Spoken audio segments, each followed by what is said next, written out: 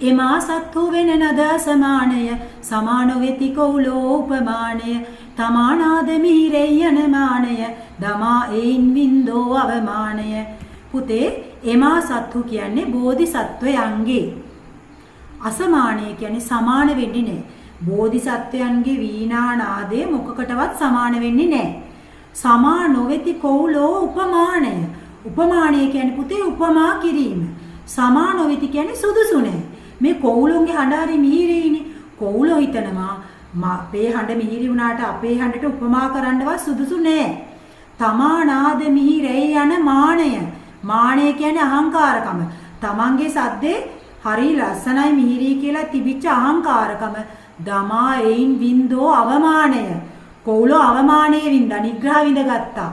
අනේ කමන් මේ අපේ වීණානාදේ තරම් අපේ හඬ නම් මිහිරි නෑ කියලා නිග්‍රහය විඳගත්තා කවුලෝ. ඒ කියන්නේ මේ බෝධිසත්වයන්ගේ වීණානාදය කිසි දෙයකට සමාන නෑ. කවුලෝ කොච්චර මිහිරි කියලා හිතන් හිටියත් කවුලෝ දැනගත්තා මේ වීණානාදයට අපේ කටහඬ උපමා කරන්න සුදුසු නෑ කියලා. ඒ හින්දා තමන්ගේ හඬ හරි මිහිරි කියලා හිතාගෙන හිටපු අහංකාරකම නැති කරලා දාලා නිග්‍රහය විඳ ගන්න කවුලෝ ලෑස්ති වුණා.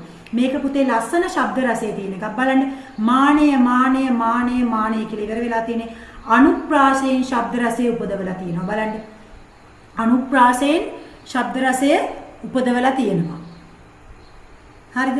ඊළඟට හරි ලස්සනට භාෂාව හසුරවලා තියෙනවා. මේක විශේෂයෙන්ම ශබ්ද රසයට අපිට යොදන්න පුළුවන්. හරි. මම චුට්ටක් ඔයාලට පේපර් වල ටික පෙන්නනවා.